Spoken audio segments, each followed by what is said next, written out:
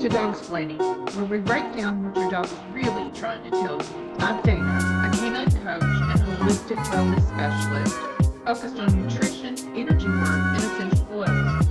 I'm on a mission for your dog to eat better, feel better, and live longer. And I'm Angela. I'm your 456 wellness and behavior coach, focusing on helping you understand the connection between 4 balls, 5 elements, and 6 fun tricks. We're here to help you connect the dog's behavior, food, health, and everything in between with honest conversations and straight talking guidance. If you're ready to get past the noise and actually understand what your dog needs you to know, you're in the right place. Dog needs you to know you're in the right place. Now here's today's Dogsplainin episode. All right. Hi, everybody. It's Dana Brigman. Angela's out there. Say hi, Angela. Hey, everybody. And today we have a very welcome guest of Miss Jennifer Carter. And we're going to talk about a couple of different things. So we may even split this into 2 podcasts so that, but we'll work that part out on the back end.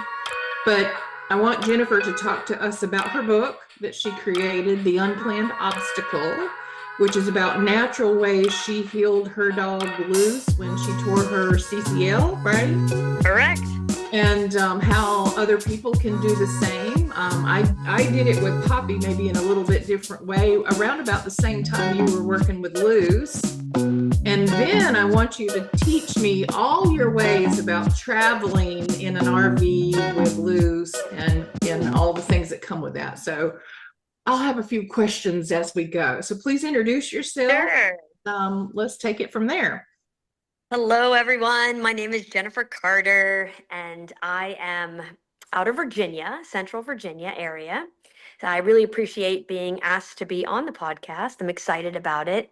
Dana's a longtime friend. Angela's a new friend. And so it's nice to come together and talk about dogs. I am a canine nutritionist certified, and I work virtually with folks across the country, helping them help their dogs create a little longevity. And while also working with dogs who are having issues to help get them back on the right track. In addition to that, my portfolio is slightly diverse. I teach the sport of canicross, which is cross-country running with your dog. And I run sessions in person to teach folks how to have that kind of bonding opportunity with their pets as they get outside and make themselves healthy and help their dogs be healthy. And I also teach canine nose work. So I really love that. When you were talking about my book, that was a really integral part of training that I was able to do with Luce while she was under rehabilitation for that CCL tear.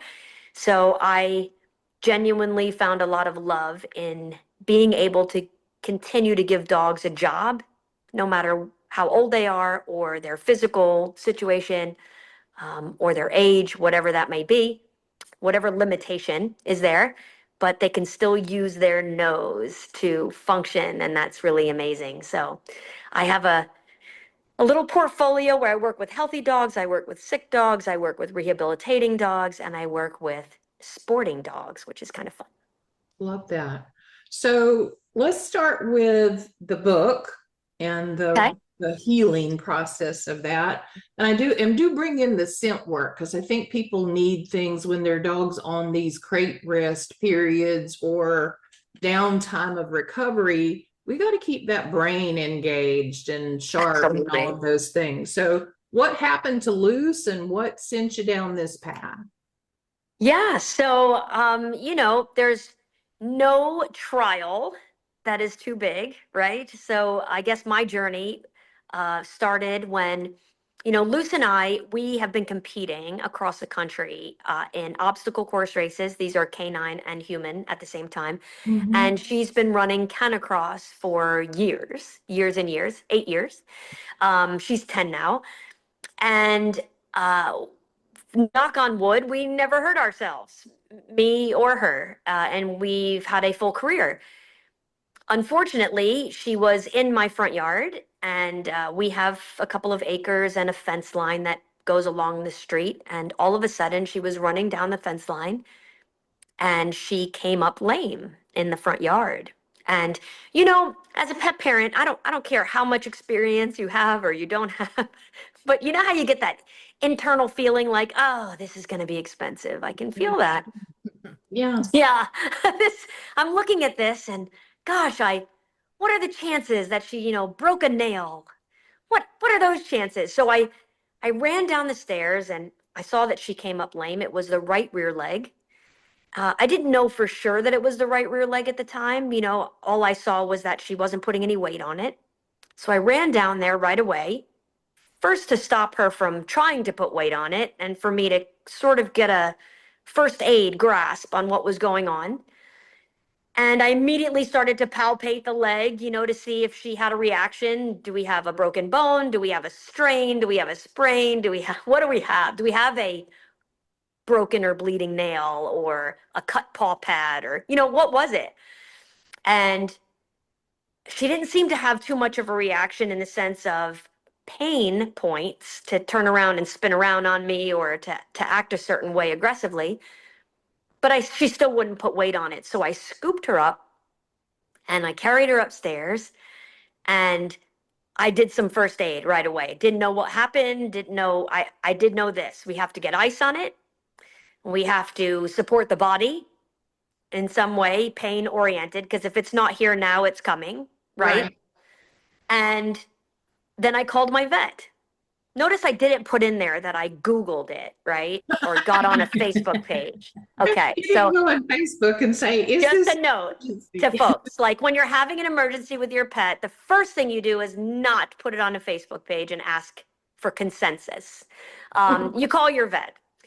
And that's what I did. And I'll be honest with you, it was 4 o'clock in the afternoon. Vet's open till 5. I was really trying to get her seen. It was a Friday. So Oh, you know dear. what happens when you don't get seen on a Friday where you got to go? You go spend thousands of dollars with a vet you don't know in an ER. So I was really trying and I had a great vet and they said, bring her in. So I brought her in and I had done a lot of first aid just to without going into great detail, just know that I triaged this situation quickly and brought her into the vet. And my regular vet was not there, but we saw a vet there. And honestly, I just wanted to know if she had a fracture. That Right. was the biggest thing. I didn't want to go into the weekend with a broken leg or shoulder or hip or, something like that. And as it turns out, so funny story, the vet that was there, she's doing a drawer test. I don't know if you guys know what that is, but when you have a concern that there is a knee issue, an injury to the knee, they do what is called a drawer test, which is basically testing for movement that should not be there between the tibia and the fibia. Okay? And that knee, they're looking for forward or backward motion, like a sliding of a drawer. Okay? Mhm. Well, as this vet is doing a drawer test, now I will tell you this. If you have a partial tear in the knee, doing a drawer test can fully tear it if Right. you don't know what you're doing. And it can be extremely painful on an unsedated animal. Okay. Um, Luce let her look at it and perform the drawer test. But as I'm standing there watching it unfold, this is the funny part, or not, it's funny now anyway. She says out loud, I'm not really good at this. Oh, dear. And I'm like, exactly what you said. I'm like, well, then stop doing it, please. Yeah. Like, I don't even know why she said it out loud, but she's like, yeah, I'm not very good at telling this. You're going to have to come back on Monday to speak with the regular doctor that's yours. And I was like, okay, do we think it's a fracture? Like, let go of the knee now. Do we think it's a fracture? And she said, no. And she gave me, of course, gabapentin and carprofen. It's like gosh. your parting gifts from the vet office. And listen, the pressure is big, right? So I know better. I'm not going to give her gabapentin or carprofen, but I pay for it and take it anyway. How just in many of case. us have done that? We just take it, we write the check or pass the credit card, and then we're like, I'm never going to use No, this. I'll add it to the rest of the gabapentin that I have in my cabinet. I don't know why I just can't say no, but I know. don't feel alone, folks. Don't feel alone. I took it because I felt like I would jinx myself some way and she would need it and I'd have to give it and then I wouldn't have it, right? Who knew? So I did. I packed up my pharmaceuticals and took my dog home. And just, it was very comforting knowing that she had not broken something and that we were going to manifest into big swelling or other things later. And I brought her home, and honestly, I did not give her. I gave her carprofen, I think, that first night, just to try to control the um, sort of the effect of the injury right there. I didn't give any gabapentin because she didn't act like she needed the gabapentin at that level. So the carprofen did make it into her face, I think 1 or 2 doses to knock down inflammation. But I switched over almost immediately to homeopathics and herbs and um, other combinations of things in the way of modalities to battle that inflammation and pain. Right. So, yeah, and you know, this is not a life and death injury. It's not. Um, they would like you to feel the urgency of it, but the biggest thing that I can tell anybody that's going through this is that your dog is definitely not going to die from this injury. Mhm. With that said, you should take a moment and gather your thoughts when you're making your decision about what to do next. And you do have the luxury of that. Don't let anybody tell you different. Unless your dog's been hit by a car, there are other injuries associated. A meniscal tear, a CCL tear, and an iliopsoas pull. That's what Luce had all on that right leg. Um, she wasn't going to die over the weekend. She would have been uncomfortable. Don't misunderstand, but you don't have to feel the exigency of a life or death kind of injury. Right. And so I made the decision. This is where my book came from. I made the decision, um, and the book is about my journey, essentially, of all the decisions that I made from the beginning all the way through her healing journey. And it breaks down for you a little bit more information about the injury and what your options actually are, not just the options that a board surgeon would tell you you only had. And it talks through the pressure of a tremendous amount of pressure from people trying to get you to cut your dog and do surgery. And I've always been told in my life, Dana, that you move from least intrusive to most intrusive in that way. You don't move from most intrusive to least intrusive because it doesn't work. Mhm. So you try to find the least invasive way to go. And then if that doesn't work, then you slowly introduce more invasive procedures until you can right the situation, right? Right. Yep. So I'm not against surgery, and I just want to say that out loud. I think there's a place for it. But my grandmother used to tell me, measure twice, cut once. And when it involves cutting your dog's tibia and rotating the angle of the leg and then putting a metal bracket into their leg to hold it back together, your dog is never going to be the same. I don't care whether you call that surgery successful or not. Your dog's gait has been altered for the rest of their life. Right. That's just it. So before I went and did that, here I have a dog that's 30, 32 pounds, in the best shape of her life. So she's not overweight. She's got great muscularity. She's 8 years old. I didn't rush. I didn't want to rush to surgery. What are my other options? And so that's what my book talks about. And then it gets into the nature of Luce's injury specifically. And I Mhm. share radiographs. I share all kinds of stuff. I allow you to walk in my shoes. And I journaled this for an entire year because honestly, Dana, I felt like Luce was trying to teach me about this injury and about how nutrition plays into this injury, and everything that I ever learned about dogs played into this injury. Right. It was like being called up to the big leagues. And I always said to myself, I would do the surgery if her quality of life diminished, if she was not getting better. But I decided to choose conservative management, which is not really talked about.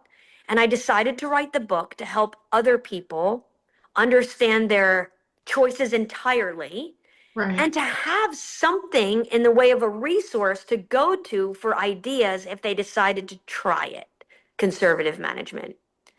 And so the book came about over the course of the year after Luce's injury. I journaled the entire year and I captured as much as I possibly could. And then I sat down for another year and wrote this book. And so that is now available to folks. And I'm proud to say that, listen, if one person read the book and it helped them, we've done what we're supposed to do. Our dogs teach us things, and if you don't share that information, well, then there's no point in learning it, right? There's no point in paying attention to your dog and learning different ways of healing. So um, I'm proud of it. I think it's helping people. It's not just a book about this injury. It's a book that covers quite a bit of information. It talks about nutrition as it pertains to feeding a dog in rehabilitation with an orthopedic injury.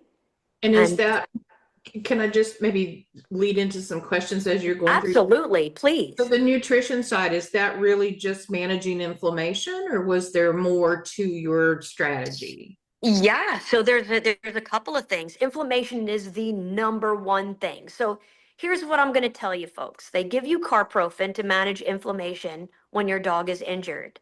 But if you're feeding an inflammatory diet, you're negating the poison that you're putting into your dog to begin with. So Say that again for the in the back.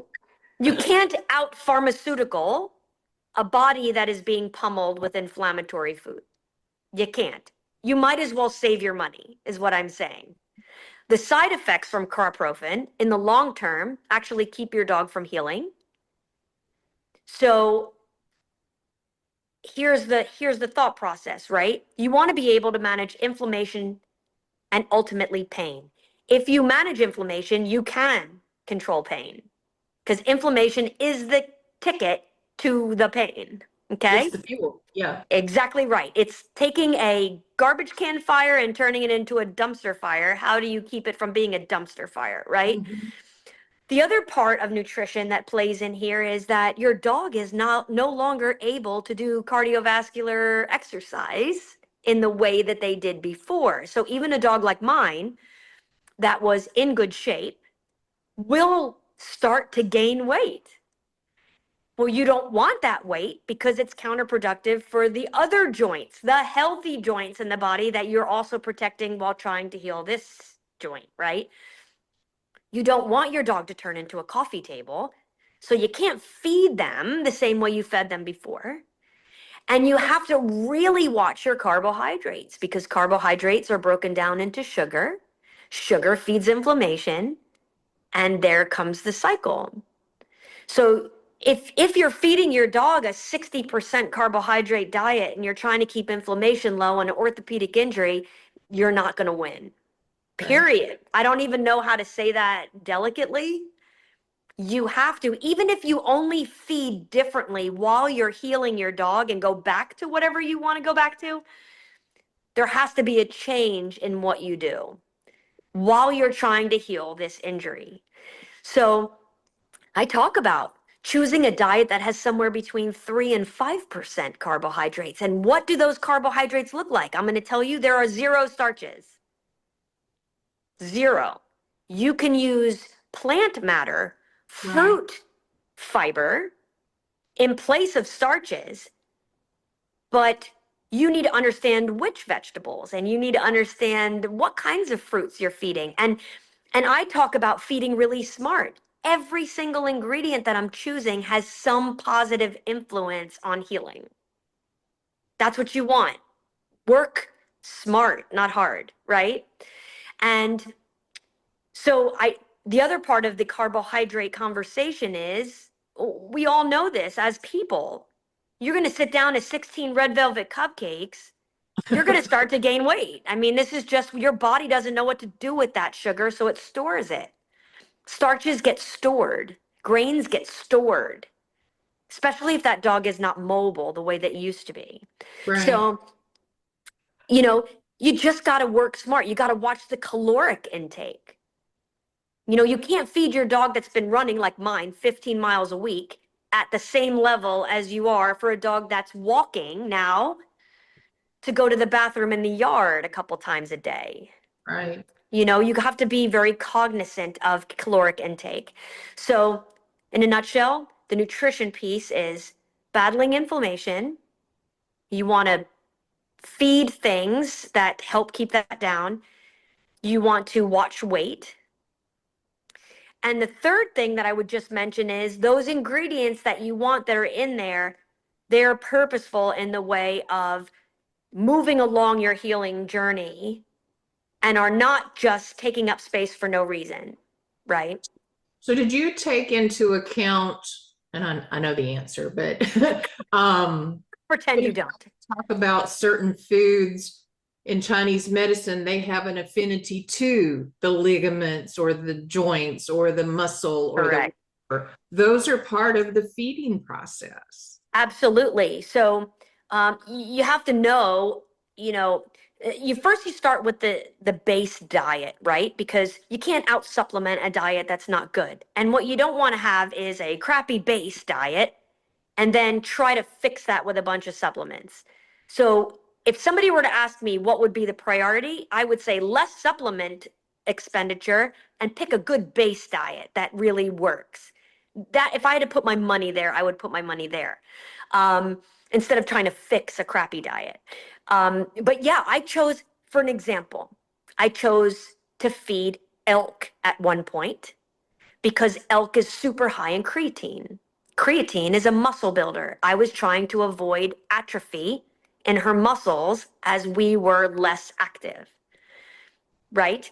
So these are the strategic thought processes that I had. I did follow Chinese medicine. That is also in the book. Not only with Chinese medicine was the energy that is in those proteins, in those vegetables. Is it a cooling protein? Is it a warm protein? Am I balancing the diet to be neutral? Am I feeding too hot of food, which is feeding inflammation too, right? It's like putting a heater underneath an already hot person. Right. I also followed what time of day I was giving supplements and what time of day was the energy in a certain organ system so that I could get the most out of that supplement when I gave it, right? So ligaments and tendons, they tend to be governed in the morning, like the energy is in those in the morning. That's when you try to time things. Yeah, there's a nuance to it all. If you really are interested, there's a real nuance. The body clock, the energy in foods, the types of foods you're feeding, diversity. Okay, this isn't a set it and forget it. When you're feeding for an orthopedic injury or any injury of some sort, I talk about this in my book. It's an agile process. It's iterative, which means you do it for a period of time in what I call a sprint. You wait for the body to give you feedback, and then you reassess and you decide if you're going to do another sprint the same way or whether you're going to move to something else. Okay, so it's not I'm going to do this every day for the next 9 months and we're going to see what happens. It's very iterative. So the feedback from the dog's body plays into your next move. And so, that's nutrition. That is working with the body to support it in a way that it's crying for it, right? And I rotated proteins, I rotated vegetables, I rotated supplements. I rotated a lot. And I did things for a period of time and then stopped them. One of the herbal formulas I used was Dr. Marsden, has Voltrex. It's called Voltrex, and it supports tendon and ligaments and battles inflammation. And I didn't do that the whole time. I did it during the times that I thought she was inflamed. And you may ask me, how did I know? Well, when I'm pushing her to do physical exercise, the body becomes inflamed because you're asking it to do hard work in an injured space. Right. So I would provide Voltrex to her in her meals before and after that to support the body. See, herbs, and you know this, Dana, natural ways that you are healing don't interfere like chemicals do. Right. They support. Chemicals is a light switch. If you want something to stop working or start working, like a light switch, you give a pharmaceutical. If you are doing things over time and you're supporting the body to create an environment of healing, it is not a light switch. It's over time. And that's where you have to observe and really, read your dog. Is it working? And the only way to really know if something is working, I'll tell you, is to stop it. Yeah, for sure. See if you see something change. And some things I was like, okay, I don't know if that's doing anything. And sometimes I was like, wow, okay, she is definitely not moving like she was, taking that away. Yeah. And What would that's how you you know. say to the pet parent who's listening to this and goes, that's feels like a lot, or I don't know all of those things? What can the average pet parent take action on, observe? What would you say to those folks? Well, I would say that's okay. No one expects you to, I live and breathe this every day as a healer, right? This is what I do for a living. So you would expect me to know these things, Right. right? Or expect Dana to know these things. I would say get my book for sure, because I go over in great depth all the things I just talked about, including an entire chapter on supplements and what they do. Not just the brand of supplement, but the ingredients of the supplement and what that does. Okay. So that's it. That's a quick reference, helpful thing. I don't expect anybody to walk this path exactly the way I did, right? Like, it was a lot. I won't lie to you, but it was my commitment and I chose to do that. I laid it out in my book so that somebody could do it. But if I were to say to the average pet parent, what would be a meaningful thing? Diet is the number one thing. Okay. Look at that first. Because if you can get that as good as it could get, you would minimize the amount of supplements right off the bat. I would say the easiest thing to do is keep it simple. Don't try to throw the kitchen sink at something, because you don't understand what is actually working and what isn't when you have too many things involved. So simplicity is your friend. Introduce supplements one at a time. Give Yeah. it 4 days after you introduce it to see if it actually does anything, to see if you start to see something happen. That also works for a negative response to that supplement too, because some dogs can tolerate things, some dogs cannot, right? I would definitely look for as many whole foods as you possibly can in choices to manage things. If I had a choice over a supplement, I would try to minimize as many lab created things as you possibly can, because those cause inflammation, because they are foreign to the body. Uh, Even if they can be absorbed, and it's an if, the liver works very hard to field synthetics. For sure. And so, If it can yeah, do it at all. if you can do it without that, you're Yeah. smart. Now, you'll say to me, like, what does that mean? Well, omega 3s, DHA, EPA, they help to battle inflammation and help to heal at the same time. I would choose to feed small fatty fish versus a fish oil.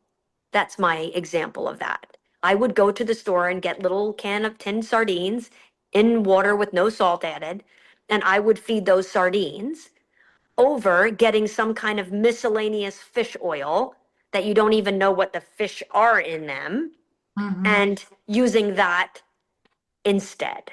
You see what I'm saying? That's what I mean by whole foods instead of processed foods. And so, Jennifer, you talked about that you journaled for a year. And I know we're going to get into some of the technologies that you used and the exercises that you use, but time is a factor. And I think people, they think, oh, surgery, she's going to be better in 2 weeks. With this modality, maybe it takes 6 months. How long did it take you to see a real healing for Luce? I saw it right from the beginning, I'll be honest, because I knew I was doing things correctly by the feedback of her body. She was limited in the amount of things that she could do. The overall healing process is 12 months conservatively. Okay. It's about 6 to 7 months with surgery, 9 months with the rehabilitation that should happen after surgery. So we're looking at almost the same amount of time. Okay. The difference is that my dog's tibia is not cut and she doesn't have a plate in her leg so here's the conundrum. I know a lot of dogs that go through this surgery that do very well. I know a lot of dogs that go through this surgery and have to have 2 to 3 more surgeries. Okay? So here's this. How do you know if your dog's going to have that? You don't. Yeah. Okay? You just don't. You just have to accept that could be a factor. You also have to accept the fact, and they won't say that this is causal, but I'm going to tell you, osteosarcoma is rampant in TPOLO surgery aftermath. And whether the dog was predisposed to that cancer and this surgery poked the dragon, or whether this surgery caused it, there's not enough research. Yeah. You can't say, right? I'm going to tell you that it's a real thing. And it's one of those things when you're in your head, you're trying to manage risk. You have to take into account that, like my dog, I have a hound mix. She is not purebred. I do not know her lineage. That was a real fear for me that we would do this surgery and it would poke a dragon and my dog would end up with bone cancer. And that is a real thing, guys. I don't even, it's not a scare tactic. I'm not trying to tell you that. I'm trying to be real and straight up with you so that when you're thinking through all of the risk, you weigh in all of the risk. Mm-hmm. Okay. And it's like I said, I know a lot of dogs that went through and they did fine. Okay. I'm not trying to scare anybody. But like I said in the beginning of this conversation, least invasive to most invasive, right?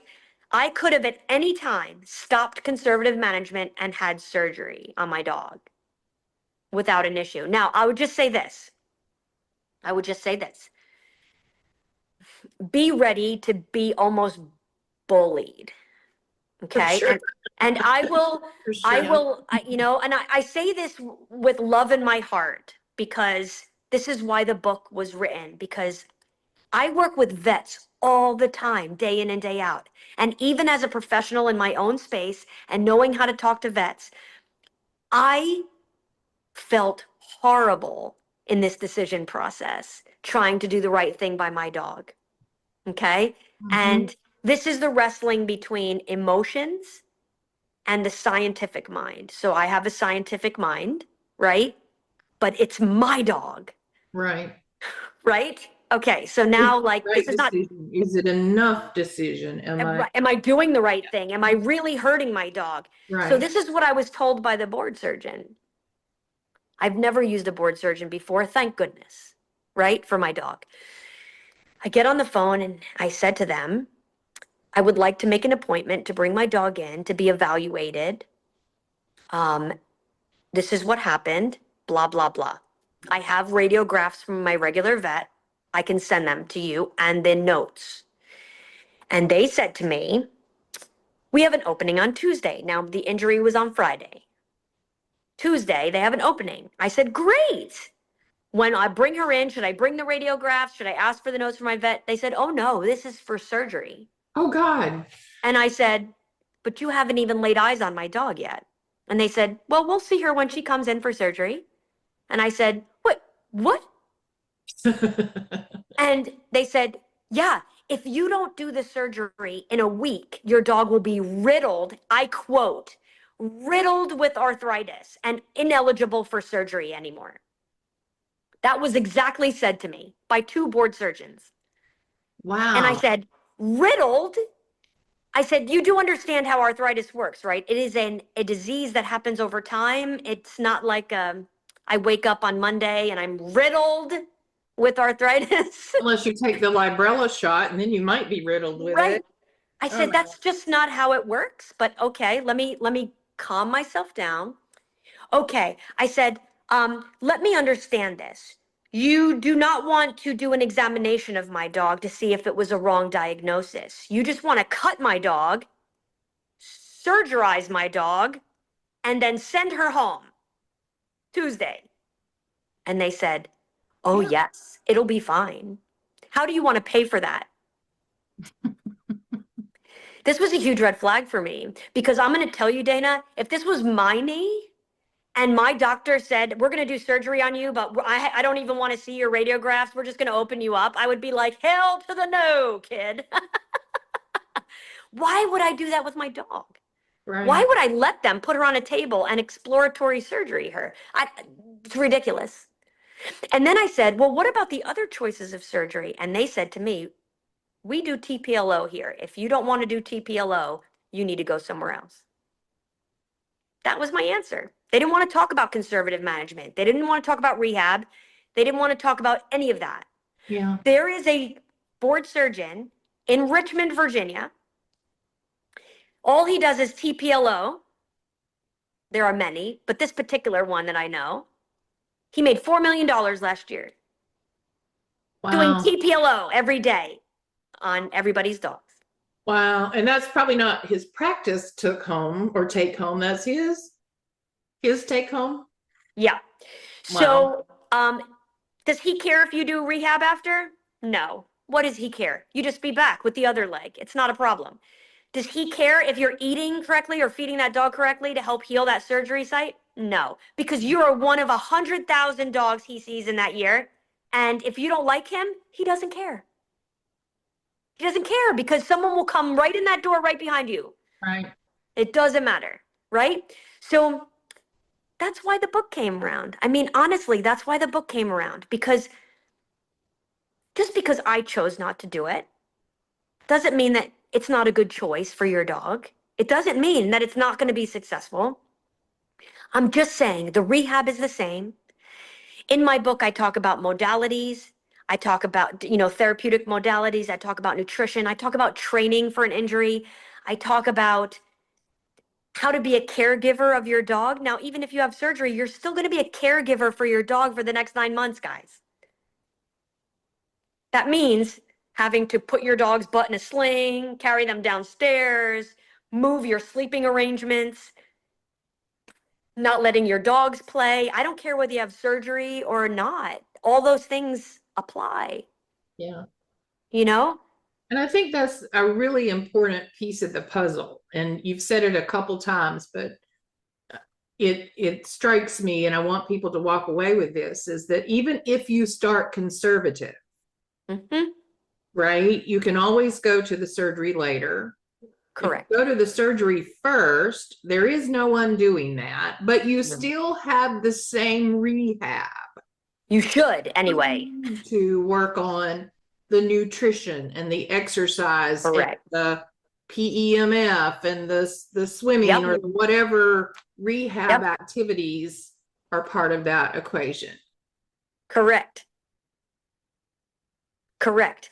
And this is the piece that people don't realize. You can't set it and forget it. Your dog's hurt. You have to take care of your dog. And honestly, here, the fact of the matter is that they did a study and they took dogs 2 years after surgery and 2 years after conservative management, and both dogs were in the same place arthritically.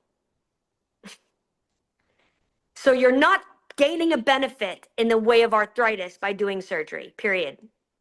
Mic drop. So I hear you loud and clear on the vets, and they like to cut that's part of who they are. Yeah. Especially the surgeons, right? But we're often told, like with a ligament tear, that it's not going to repair itself, that it's Right. torn, that there's no putting it back.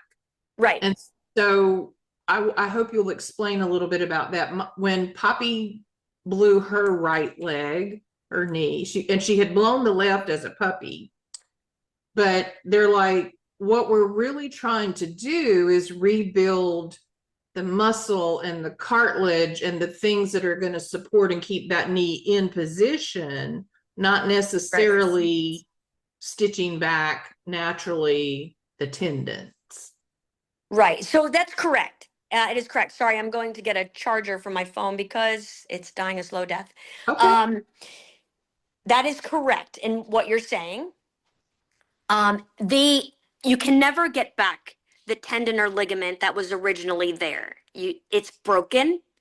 It's not going to rejoin. You can't do that. But what you can do is you can lay down scar tissue, Right. right? That is a part of it. And you can work on strengthening the muscles in that area in order to hold and stabilize the knee. And I talk about this in um, my book, a little bit about this process, about how you can stabilize the leg using scar tissue. Now, I will say this, and I talk about this in my book.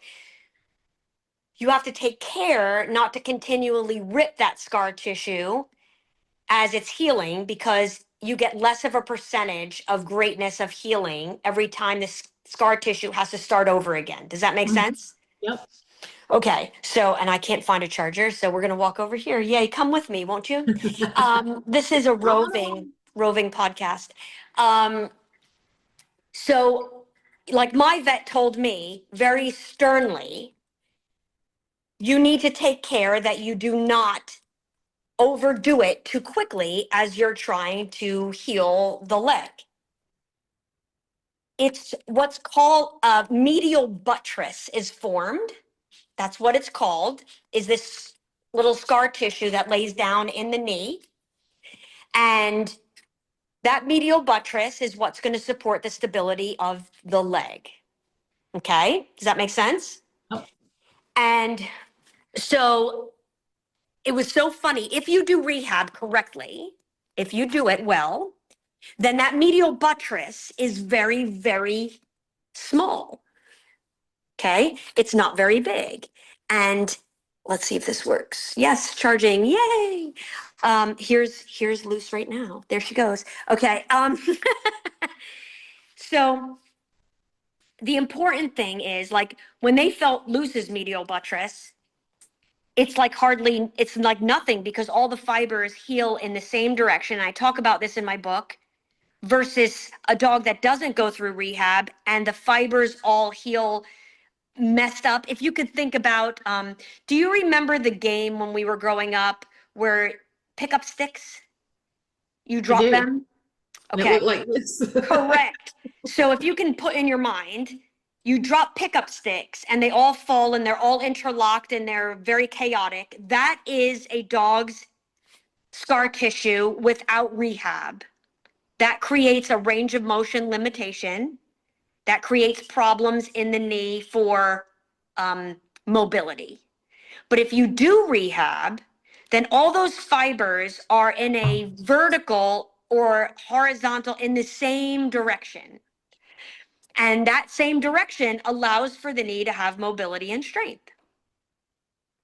So there's a whole, good thought process to this. Mm-hmm. And I highly recommend anybody that's going to try this. The other important thing, take home message more than anything else, is to find a rehabilitation vet who this is what they do. And I'll be honest, an equine rehabilitation vet that does small animal would be your best bet,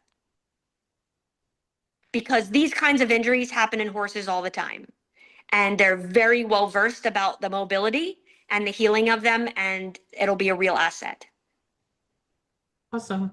I did not have an equine vet, but we did have an excellent rehab specialist. That's That's fantastic. all he does all the time. Highly recommend. It was amazing. Yeah, Yeah. nobody should go through this without a partner like that. Correct. Correct. And that was the best decision that I ever made, was getting a second opinion from from a rehab vet. Yeah, same. It's what And prevented me from doing surgery. correct. Same. Same. It was that conversation that said, okay, let's give this a go Right. and let's see what happened. And um listen, it's not for the faint of heart. Neither. The surgery isn't it's a hard surgery. I don't think there's anybody that has done the surgery with their dog and said like, oh, a piece of cake, everybody, every time that you have major surgery, it's got druthers, you know what I mean? But if you feed well and you are thoughtful about the process of healing and you employ all the things at your fingertips to get where you're going, you're better than average. You're better than most at that point. Yeah. You had a custom brace made for loose. Do I you did. still use it? Do you have to still use it? What's the? I did. I had two actually, one for each leg. So she has torn the other one since. That's a whole other conversation, but we knew it was going to happen. Yeah, we knew it was going to happen, but it took her almost 2 years before the other one went. So I was very fortunate. Um, and we went back to competing in between, but I went ahead and got her a brace for both knees. So my dog is 10 now and she's not growing anymore. So it's not like she's going to outgrow a brace. They're not cheap. However, I do recommend a tailored brace, not an off-the-shelf generic brace. You're just wasting your money with a generic brace. Absolutely. Absolutely true. Yeah. Sure. Yeah. So I went with a company called My Pet's Brace. I've had an excellent experience with them. I looked in and researched the choices, and I felt that that one was the best one for my dog. There's a lot of vets out there that actually will cast for you at your vet office. Yeah, the rehab vets do that. Mine did not at the time, but I chose to drive the 4 hours from my house to Pennsylvania to one of their sites where they measured her and cast for the brace and then fitted her for the brace. And I don't use them anymore. I did use them during the healing process to protect that knee from torsion. I don't use them anymore, but I will tell you, if we were going to do something that I felt was going to jeopardize the leg in some way, I would put it on. Yeah. And I have that forever for her. So if her rear end does get weak at some point as she ages, the braces do provide some stability for those knees that will help her to stay mobile for as long as possible. So my investment, even though it was shorter term to help with the injury, it's actually a long-term investment because, listen, she's 10. I want her to live forever. So when she's, 25 years old and she can't walk anymore, Yeah. she'll be wearing two braces and probably cursing my very existence. But, at that point, anything that would help her stay mobile will help her be positive in mind. So Poppy never had to have a brace. I asked about it and he said, no, I don't think she needs it. So we didn't go down that route, but where was I going with that question? I was going to create a question. What are you doing maintenance wise now? I know PMF was part of your rehab, probably laser. My vet has a much more powerful laser than I could ever afford for home, although I do have a home use product. Are you still doing any of that work for recovery now after your races or activities? Definitely. So I have a class 3 laser that is a handheld portable. I have that. I use it on me just as much as her. I'll just be honest with you. My knees are not getting any younger either. I use that. She uses the PEMF mat every single night. It helps to calm the body. You can put it on settings for pain. If she's had a big workout, you can put it on for accelerated healing. If you feel like she overdid it, it also has a setting for an integrative healing where Right. different frequencies will pop up and it covers more than one healing frequency. I use the tuning fork on fascia. Yeah. So this is a big deal because you know, I'll be honest, her gait is different. She has, you know, two knees that are not 100%. Are they about 90%? Yes, but they're not 100%.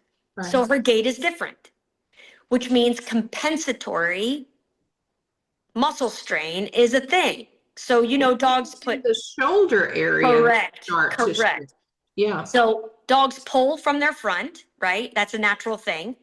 Well, when the rear legs are not at 100%, they pull even more from the front. So you get that whole, you know, collar around the neck and between the shoulder blades. And for her, it's 2 or 3 areas in the thoracic. And right now, as we're building strength, sometimes her lumbar gets sore. So I use the tuning fork to release the fascial limitations. And I watch in her back the patterning of her fur to see where there are fascial restrictions. And I work to release those in a couple of different modalities. She still gets acupuncture and chiropractic once a month, once every 6 weeks. Yep. She's always gotten that even before she was injured because we are an athletic dog. So Right. I want to keep her body. I'm very proactive about that. Yeah. Same. Poppy's not, and I'm certainly not an athlete. I want to know if you have what they call a couch to Connie Cross. Absolutely. All the time, all the Couch time. to the mailbox.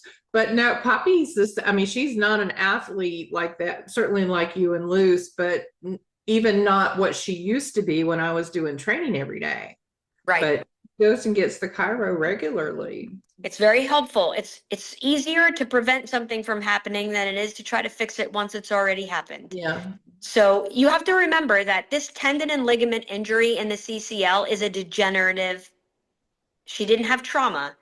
She didn't tear her ligament because she was running in the front yard. She was running in the front yard. The ligament and tendon were already degenerated and they broke. So, you know, for the most part, it's a degenerative situation, which means that the other tendon and ligaments in her body are also strained. So as much as we try to heal this injury, we are protecting the rest of the body. So proactive thinking is really important here. Absolutely. But yeah, I still do. What was I saying? I do red light therapy. I do. I still will do ice every now and again. I still do. There's a lot of modalities that I still employ that I did when she was hurt, especially after a workout. Right. You know, I try to be as thoughtful as I can to use everything that I can to keep her body healthy. You know, Awesome. inflammation down. So just as an aside, this is not in my book because it's further down the line, but I'll share with your folks. So I told you that she had 2 years after the first injury, she had an injury to her left CCL. The meniscus wasn't involved, but the CCL was involved. And where was I going with that? I had a whole point. See, this is what menopause does to a person. Happens to me too. Yeah. Okay. Well, there you go. That was a good one. I'm back. I'm back. We had sedated x-rays done to confirm the tear in the left knee. And I'm happy to say that 2 years after the first injury, knock on wood, Lou still has no arthritis in her hips, her spine, or her knees, both of them. That's amazing. So, you know, don't just take my word for it, guys. I've got radiographs I can show it to you. If you feed the right way, if you manage inflammation the right way, And I mean the right way, not by the right way because I said to, but the right way because that was influential. Her body was able to manage whatever I was offering her, okay, in the right way. Then you can keep things away. And all the conversation and the scare tactics of riddled with arthritis and blah, blah, blah, blah, blah. Okay, is she going to get arthritis? Probably eventually she's 10. However, not today, That's awesome. right? Yeah. So Jen, this is consulting work that you do. Like if somebody blows a CCL or knee or whatever this afternoon, they can call you for a consultation and package of services, I'm assuming, Absolutely. to work through these types of strategies for their dog, correct? Absolutely. And I help people at all levels. I mean, I want to be very clear. Any type of nutritionist that you go to should not have a set, um, like a set playlist and can't deviate from that. So I want to mention that because my playlist isn't set for this injury. The way that I approach this problem is using the facts and the information that you share with me as my client, and then we go from there. Right. So each dog's injury is their own injury, and the nature of that injury and how in depth that injury is, or other systems in the body that have been compromised, all those things have to be taken into consideration. There are some dogs that are already obese, and that's why that happened. And so there's a weight loss element to this conversation that has to ensue. There are there are surgeons out there that will tell you they won't even take on your dog for TPLO until they bring their weight down Mm-hmm. because it won't be successful. Right. So, here each dog is an individual is where I'm going with that, Dana. So when they call me, just know that this isn't a set list. I'm going to open my book and say, all right, we're going to start on page 1 and you're going to do that. No, this is about your dog and it's about your situation. And I mean, in my world, that's true of all things. If you call and say, I've got pancreatitis, your pancreatitis and this pancreatitis are not the same. Correct. Correct. So to say we're going to do A, B, and C for all dogs, it doesn't work. It happens though, and you know it. There It are does every nutritionists day. out there And that they're reading from a script on Facebook. The worst place is on Facebook. Yeah. Like, Yeah. So you gotta ask around. You gotta find people like you, like me, that are really looking to stay on the knowledge, have had these experiences. Look, this is, I used to say to people, if you go into a hairdresser and the hairdresser's hair looks like crap, don't get your hair cut by that person. Like they have to walk the walk too, to some degree, right? Like they have to be applying this to their own animals. They have to be learning all the time. They can't just take a 2-week weekend course and say like, I got this. And then that's what they do forever. right. Exactly. It's ever changing. So is there any more you would like to add about your book, the technology, the repair, or any of that relative to this thing? Or Angela, do you have any questions? I'm just impressed with how much you know about the anatomy of a knee. Yeah, it's unfortunate, isn't it? I should really get a hobby. Yeah, this is forced family fun. Did you teach yourself or did your veterinarian help you understand it all? Well, I came into it with a lot of knowledge because I'm an animal science major in college. So I did have a lot of anatomy and physiology classes. Of course, I was much younger then and had to purge most of that information in order to remember other things. But I read, I researched, I asked questions, I I advocated for my dog, and I really just tried to be a sponge and say, okay, and this is my scientific mind, right? Let's understand it first as best I can, right? I don't want to be able to do the surgery. That's not the kind of knowledge I'm going for, but I'm going for the kind of knowledge that says, here's the basic mechanics.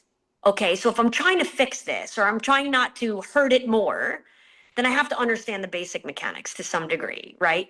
Now, I'm lucky I have one, two of them. So I I understand what it feels like pain-wise, and I understand what it feels like when, in the different spots that you have pain in your own knee when you've overdone it and things like that, and swelling and things like that. But I'll be honest with you, I look up terms. I look for, when somebody gives me a term I don't know, I'm not proud. I look it up and I try to understand it, and I ask for pictures, and I try to get my head around it and do the best I can to be as knowledgeable as I can. Um, when that comes to anything, even if somebody tells me this herb does this, well, okay, let me learn more about this herb then, because some herbs don't play well together. So I want to know that too. Yeah. I've got a collection of reference books for everything. Same, same. I think that even people that know nothing about all of these alternative modes of healing and supporting the body, if the surgeons and the doctors gave them even half the information that you're providing, they could make a better informed decision. That's all I wanted. Just Yeah. make an informed decision and don't feel rushed and don't Yep. feel bullied, Right. right? This is what we said in the beginning. This is not life or death, guys. Take a deep breath, figure out what you want to do. You know what I mean? You can always do something. You can end up doing nothing. I know plenty of people that don't even, their dog's got a permanent limp and that's the end of it, right? So you just have to think, it's really easy to say, okay, let's throw $8,000 to $10,000 at this problem, but there's a lot of people out there don't have the money. They would love to. They don't have the money. Right. And knowing that the other knee could go within 3 months, that's another $10,000, right? That's a lot of money. And then you may have a dog that can't live through the surgery. So what do you do there? When they're not a candidate for surgery, they can't go under the knife in the same way that listen, if you have a 1-year-old fly ball dog, you're probably going to do surgery. Or a 1-year-old agility dog, you're probably going to do surgery. But a 1-year-old dog healing from that injury and a 10-year-old dog healing from that injury, we're looking at a very different prognosis. Very Yeah. different. Yeah. So that's the part Especially that if you they got to have think about. especially if they have other health concerns or issues. Correct. Yeah. Yeah. For Correct. So you have, let's just talk about it. You have like a dog that's already got, a collapsing trachea that can't go under, like can't be intubated, at risk of losing the dog, right? sure. So these are the things that you got to think about. Or their blood work came out all screwy and they're not a candidate. Right. These are the things that, and I'm not going to tell anybody to go $10,000 in debt and take food out of their children's mouth for this surgery. They're going to look for an alternative. And that doesn't make them any less of a person that doesn't want to do the right thing. Right. They care. They're crying. They're upset that they can't do more. So I'm hoping that what I've learned will allow them to have hope, inspiration, and listen, last funny story of this whole thing. So the veterinarian that worked on my dog, I have two, but one of them, another vet, she used this case at a conference to try to help other rehab vets see that there was an opportunity for something else. And one of the vets came up to her and said, "It's impossible what you're saying." And What? she goes, "Excuse me." And they said, the medial buttress would be so scarred and there would be no range of motion. There's no way this dog went back to competition. And she goes, "You do know I know the ending to this story, right?" Like it's not up like in a question mark. The dog returned, loose podiumed twice in the year after her injury. She came back 100%. We were actually faster in the race than she was before the injury. Wow. So this was funny that this vet was just like so negative and said, "It's impossible." Well, there we are doing the impossible. You see, you just got to be careful. When somebody has a crystal ball, they act like they have a crystal ball. And I don't care if it's an orthopedic injury or not. If they're saying to you, you're like, it happened with my kidney dog. Your dog has a week to live, a month to live. Well, you don't have a crystal ball and neither do I. So let's give our best shot, and they may surprise you. My Chihuahua Angela, lived 4 years Angela after they. has one of those dogs. She's got a dog with was stage 4 Stage 3 when we that has got reduced, diagnosed. and we've been at this for 2.5 years. Yeah. Oops, I guess that crystal ball didn't work so well, did it? And it's through Angela's efforts and talking to nutritionists and veterinarians and chiro and acupuncture and all the things. Good for you. And yeah. So that's why I say I just don't give up. And here, I talk about this in my book, but if you go into it with failure is not an option, don't waste any energy on being negative. If you have energy to put it into, I'm positively healing my dog. It's going to happen. Negative energy is unproductive energy. No matter what the topic. No matter what the topic, just like your kidney dog, same thing. If you walked around the house going, oh, my dog's going to die, oh, my dog's going to die, oh, my dog's going to die, that's not productive energy. No. You chose not to do that. You chose to find partners. You chose to change feeding. You chose to give supportive elements. You didn't walk around waiting for your dog to die. I only did that in therapy. Well, I won't lie to you. There was many a moment where I was like, and I talk about this in my book. I talk about, and it's the stressors of being a caregiver, where you have moments we're human and you say, am I really doing the right thing? Is this really working, or should I be thinking about something else? I mean, we have weak moments where stress is overwhelming. And I don't even care if it's not even your animal. We may have family members that we're caring for. Being a long-term caregiver is stressful. For sure. And you have to take care of yourself at the same time as you're taking care of your animal. Because if you're not positive, if you can't be in a place to heal yourself, you're not in a place to heal your dog. So you have to, self-care is important. Without question. This is an amazing topic. Do you have any parting things you want to add that we didn't cover? No, I would say just, life. have hope. I am here. If anybody ever has a questions or a concern, or if you're reading my book and you want to know more or something different, or I'm here to help. Tell them how to reach you, what your website is, so that they could reach you. Sure. It's www.harness, just like the harness you put on your dog, canicular.dog. Awesome. And I'll include that in the text and all. So that's awesome. We should be here to help each other. Yeah. So thank you. You're So welcome. now I want to talk a little bit about, and I know we're over time already, so I hope you have a couple extra minutes, but I want to talk about on the road, all these events you go to. I want to travel, but it will be solo travel for me. And maybe the first time I do it, I'll meet you at a campground somewhere and you can teach me all your ways. But what do you do? I mean, how do you manage like traveling with Luce? You're on a road trip for 4 hours to Pennsylvania to get a brace and you got to pee. What do you do? It's 400 degrees outside. What do you do? Yeah, so it's fun. So I travel with my dog a lot.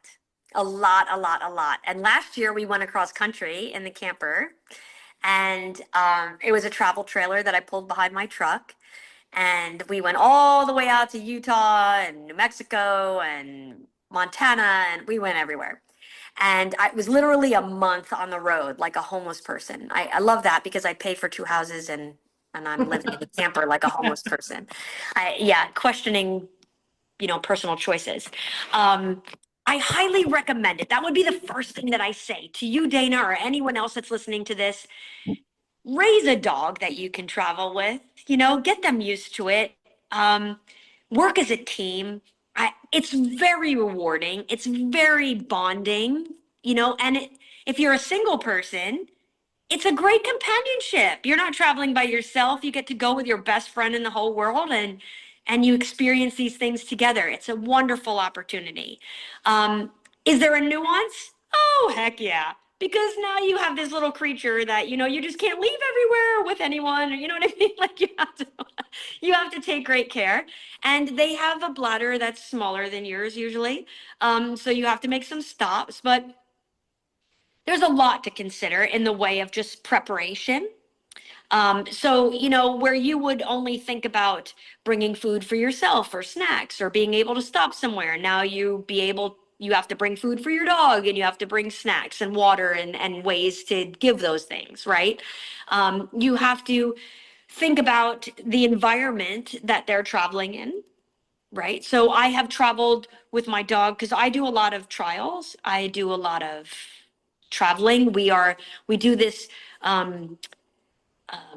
program called the US Bark Rangers, where we go to all these different parks and your dog does certain things at this park to earn their Bark Ranger tag and be good stewards of the park and teach others to be good stewards of the park. So that's kind of fun. And I get to see national parks and state parks in a way that I never would have before. But here's things to think about. What are some of the limitations? Well, some dogs have anxiety in the car. That's my dog. Sorry, they're being taken over. I'm glad she's on it.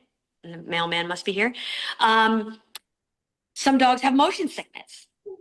You might not know if your dog does or doesn't if you've never traveled with them before. Is your dog up in age? Do they have needs that a young dog would not? What is their energy level? Right? Is this a dog that actually goes out and does things, or are you dragging them to do things because they would rather be watching Netflix while you're at the state park, right? And another thing that you can work in with your dog as you're raising them to be a good traveler is they're working on their adaptability. Can they sleep in a crate in the back of the car? Do they need their bed? Do they go to a hotel okay? Do they need sleep in a camper okay? Because the noises, the environment, all of those things shift, right? So, like, for example, have you worked through, like, if you end up somewhere and there's fireworks and you can hear that right through a camper, right? Or the door slamming in a hotel, or the elevator, because they always put you near the elevator, right? For some reason. And the dog wakes up every single time and barks because a door slams or the elevator lands and they hear a ding, or people walking and talking in the hallway, right? So these are the adaptability kind of things. Then you think of veterinary stuff. What happens if I'm traveling with my dog and my dog gets sick? What happens if I'm traveling with my dog and I get sick? There's all kinds of thought process there. What I do, I have a crate for Luce because I have chosen, now I won't lie to you, she used to sit out with me in the car for many, many years. And that is not the safest way to travel with your dog for many reasons. Right.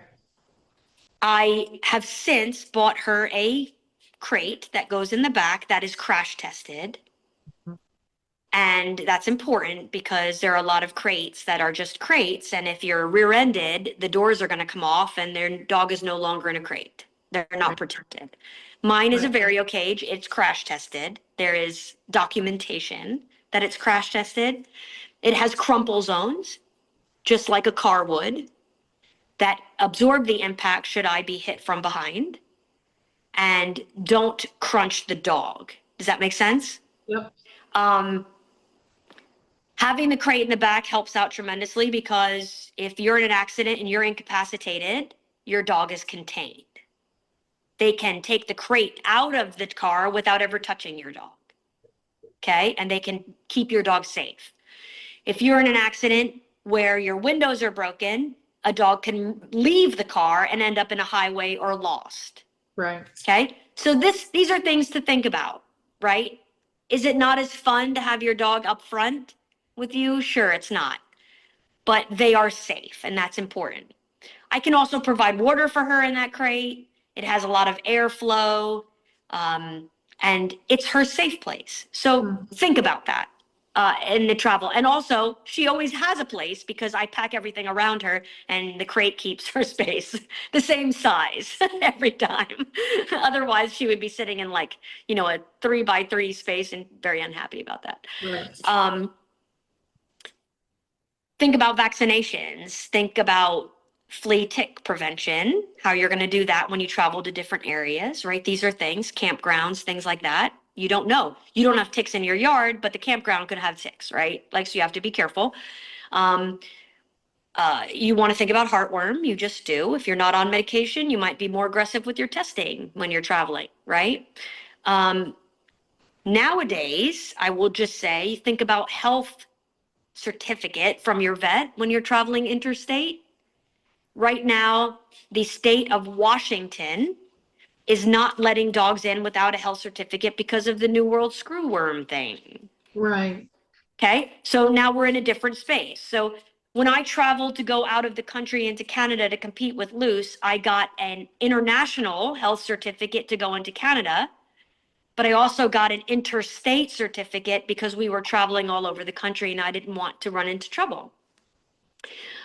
She's microchipped. That's another thing. So God forbid she were to get away from me. Yeah, she's got a microchip.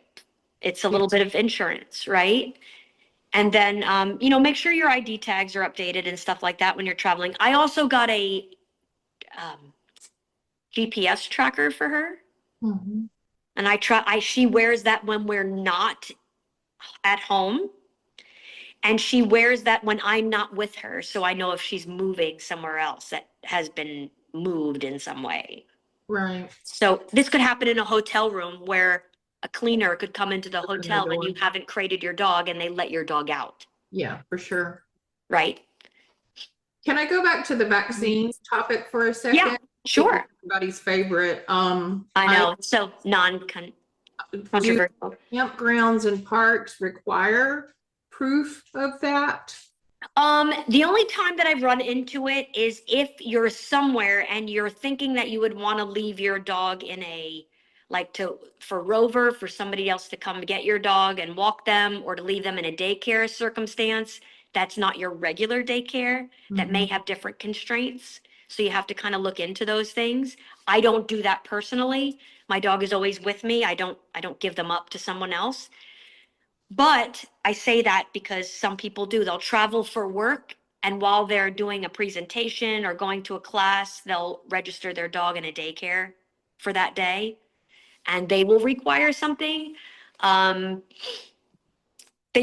never been asked interstate. I've never been asked going into a park. I've never been asked at a trial. I'm prepared to provide documentation, but I've not been asked. Right. If I had to see another vet in another state, I try to bring some of that documentation with me just to overcome we're going to do it again. Yeah, absolutely. Right? Because I don't want my dog vaccinated 12 times, right? Mm-hmm. So yeah, go ahead.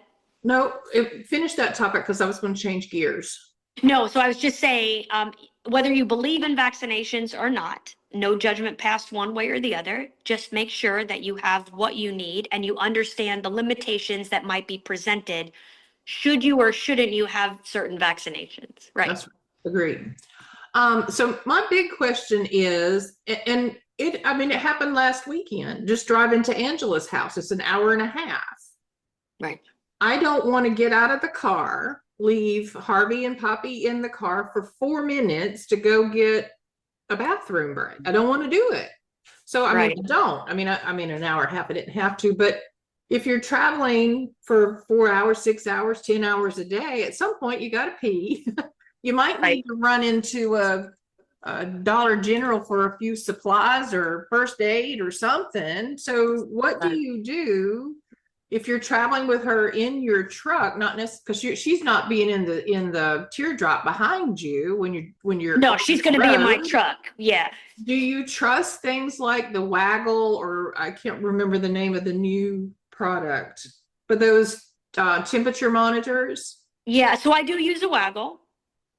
And if I'm in a hot space where I can't just open the windows down a little bit and give her air, if I am in a hot space, I will leave my air conditioning running and secure my vehicle, especially if I don't have somebody with me. Obviously, you have somebody with me, that's easy. Sure. But if I'm alone, then I will secure them in the vehicle and I'll have the Waggle. And the Waggle is a cool thing because it has a sentry mode, which will tell you if your vehicle moves. Hmm. I actually got a discount off my insurance because of that. So if Lou starts driving, It could happen. Listen, this is the worst fear that I have, is that somebody's going to steal my belongings. I just don't want you to steal my dog, right? right? You can have the freaking truck. I don't care. Yeah, you You can have can my have, dirty underwear. you Just can don't take my have dog. it, but I don't want you to have my dog. That's the only thing I Right. don't want you to have. Like, it's the same thing with a kid. But I will go in very quickly. I'll go to a rest area or something. I'll stay in a very populated area so I don't isolate the vehicle. That's an important thing. And I will leave it running, lock it, have the waggle on so it's climate controlled, and I will run in and do whatever business that I need to do. I don't spend an extended amount of time away from her, but I will take the few minutes that it takes to do that. Right. I genuinely don't leave my dog in my camper, even when we're at the campsite. I usually will bring her in the vehicle with me and take her with me. And I try to find dog friendly places as much as I can. And if I can take her in with me, I will take her in with me. I have taken her right into the stall at a campground. I have taken her right into the stall at the state park. Yeah. Or And the she rest. gets to go to the bathroom. The only awkward thing is when she looks under at the people next to you. Well, at least she can't report back what she saw. And I'm like, Luz, privacy, what are you doing? And usually the other person laughs. They're a good sport about it, but Yeah, so I'm trying to figure out like the logistics for two dogs to run into a place Right. like that. So, but I mean, I can certainly put Harvey in a like a harness that I wear, so that would help and that sort of thing. But have you ever had like a Karen come screaming at you about leaving your dog in the car? oh yeah. Oh yeah. I've actually had somebody call the police on me, and the police have called me on my phone and said, we've had a report that you have a dog in the vehicle. And I said, I do, and it's climate controlled, but I'll be right there. And the cop waited with the vehicle. My dog was not in distress. Mm-hmm. It was actually nicer in the vehicle than it was where I was standing. And once he saw that the dog was cared for, had water, had climate control, then there was no issue. But I definitely had somebody call on me before. Yeah, I fully expect that to happen. Yeah. I don't like conflict like that, so there may be a whole The thing. police officer was very nice. He Yeah. sat there and he said, the only time I would have done something is Is if to I keep thought it your dog distressed. was in distress. And I keep on the crate, I keep an emergency little container that, God forbid, let's say something were to happen and I had to be taken to the hospital and they had to care for my dog. There are emergency numbers, how to feed her, what her food is, what her vet's number is. All of those things are in this little case that is, if I can't speak, Mm-hmm. that is for her safety, for somebody to come and get her and to Right. keep Angela, her. just so you know, that's you. Yep, I'm going to add Jennifer to the list. yep. You I'll do be the there. same. I would listen. I would get in the car, the airplane, the whatever I needed to do Same. for anybody like that. So yeah, Same. Especially because, listen, there's only so many people that we trust with our dogs, to right. care for them in the way that we would expect. In an emergency situation, you do the best you can. That's why I like having the crate, because God, they don't have to even take her out of the crate. Yeah. You can just take the crate out of the car. What do you, and this is my last question, unless Angela has some or you have more to add, but what do you recommend everyone, like in your racing community and in your travel community, what do you recommend they have in their first aid kit? Oh, yeah. So mine is ever growing. It's so fun when you learn more things. So I have the obvious stuff. So when I'm out and I'm sporting with my dog, there's always the propensity for a cut paw pad or an abrasion or a bite of some sort, or, whatever that could look like. That is like an easy, obvious one, a torn nail, something like that, right? So I have the obvious stuff, which is, gauze pads and vet wrap and tweezers to take whatever out, whether it's a splinter or a tick or whatever that looks like, right? I have tape, I have, all those kind of first aid things, ice pack, thermal blanket, one of those space blankets in case shock is an issue or they're cold at that time of year. But then I also have homeopathics. Me I have a too. first aid homeopathic. I have a snake bite homeopathic kit. Me too. I have herbs and topicals that I bring. So I have, for those that, homeopathics, those are energy related. So if you're thinking tick bite or bee sting or things like that, before I reach for the Benadryl, I reach for Apis, which is the homeopathic remedy for myself because I'm also allergic. So it's for me and the dog. It's not just Right. for them. I also have a carry harness that's an emergency harness for my dog that folds up to about, I would say, no more than this big. And God forbid we are out hiking somewhere and she turns an ankle. I can put her on this and put her on my back and carry her out, which Mhm. most people don't realize how hard it is to carry a dog. I did it with a Great Dane once. I can't even imagine that. And I that we can't were even just at the park, right? And it was hot and he was, but yes, been there, done that. Luckily, it was not far, but Yeah. been there. Mm-hmm. I bring usually high protein snacks and I bring some kind of electrolyte that both me and my dog can have together. So coconut water is a wonderful thing because it's very high in electrolytes, very high in potassium. And if your dog goes down with a heat injury or something like that, you can give it. Yes. Okay, no flavorings, just plain 100% coconut water. And Mhm. you can minimize what you bring with you on travel, no matter where you go, if you pick things that both you and your dog can have. Right. Right? Which is the beauty of things like homeopathics and essential oils and coconut water. You don't have to have two first aid kits. It's the same one. No, same. Yeah. Same. So yeah, I like to bring some extra towels. I like to bring, sometimes I have like a way that I can rinse something off for my dog, right? Those kinds of things that you don't think about. So this is kind of the discussion of what you carry with you when you leave the vehicle and what you have in your vehicle. So I have a very large first aid Me too. portfolio in my vehicle, Me too. but At I all times. carry the essentials with me when I go hike, right? Yeah. Because you may have to do something before you get back, Right. right? I'll be honest with you, I think it's important that every single one of us should get animal CPR certified. I think you need to learn first aid and CPR for your animal. I think it's really important. You'll feel very empowered, even if Mhm. your dog's just choking on something in your living room. It's something to know, right? Right. Dogs put things in their mouth. But yeah, I have my first aid kit goes above and beyond just the obvious kind of stuff that Yeah, mine too. It's not the one you buy on Amazon and flip open the two no. little pouches and go, woo, I've got a first. No, mine's got a bunch of stuff. Yeah. And hopefully in your preparation you'll never have to use it, Agreed. right? I've used it on me more than I have on her, thank goodness. Yeah. Vet wrap, if you had to have one thing in your container, I would say make it vet wrap because you can do a lot with that stuff. You can make a splint out of a stick and vet wrap will stay on. You know what I mean? Like it's you don't have to make it gorgeous. You just For got to sure. make it functional. So Yeah.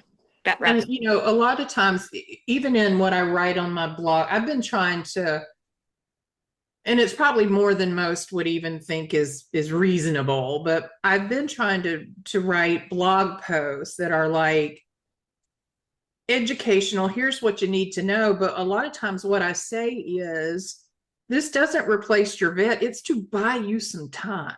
Right. Correct. I And mean, that's even to go back, Dana, to the first aid stuff that we were talking about my book when we were talking about that. One of the first things I gave to my dog in that moment, because I didn't know what was hurt, was your go-to from Adored Beast, because it's a very generalistic homeopathic remedy right. that covers a lot of things. Right. So as I'm trying to figure out, I didn't replace the vet visit, just like you said, but it kept the swelling down and the pain down until we could get to the vet. Exactly. So Sometimes we just need to buy some extra time until exactly. we get where we need to be and get some. And I think sometimes people think that I am only homeopathic or only essential oils. That could not be further from the truth. You know, Correct. I don't rush to the vet for every little thing, but you Right. can believe I'm in the car calling if Right. I suspect something is happening.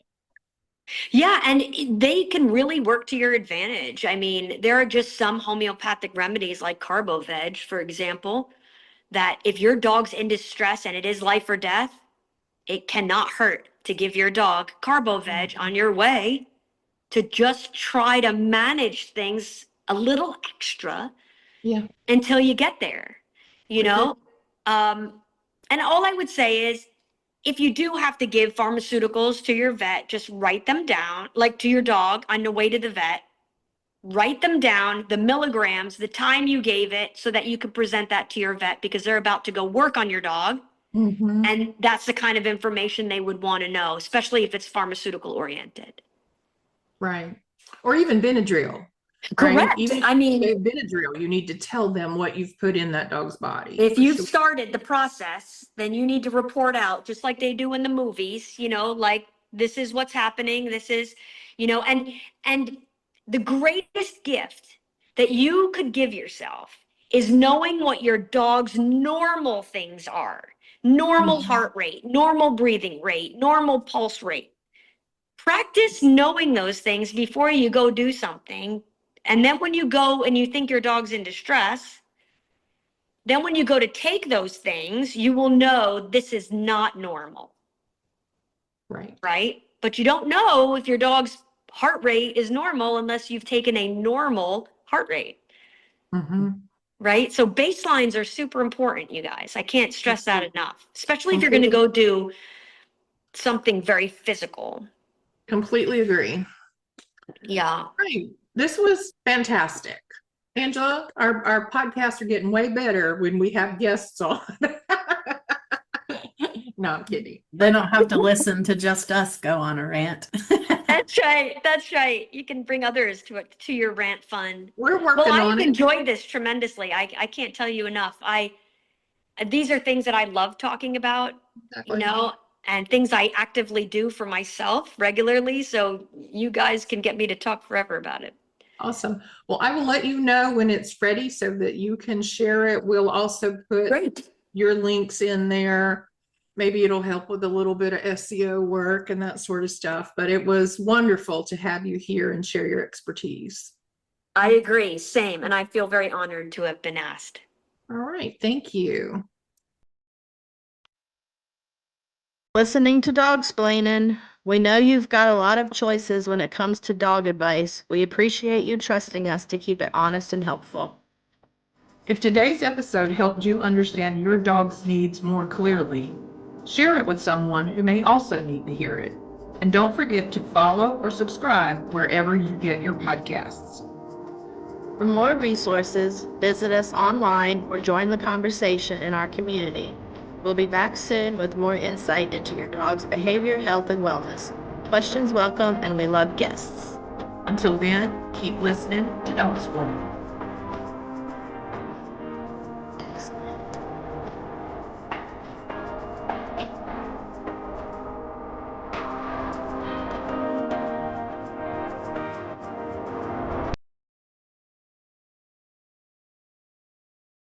Welcome to Dogsplainin, where we break down what your dog is really trying to tell you.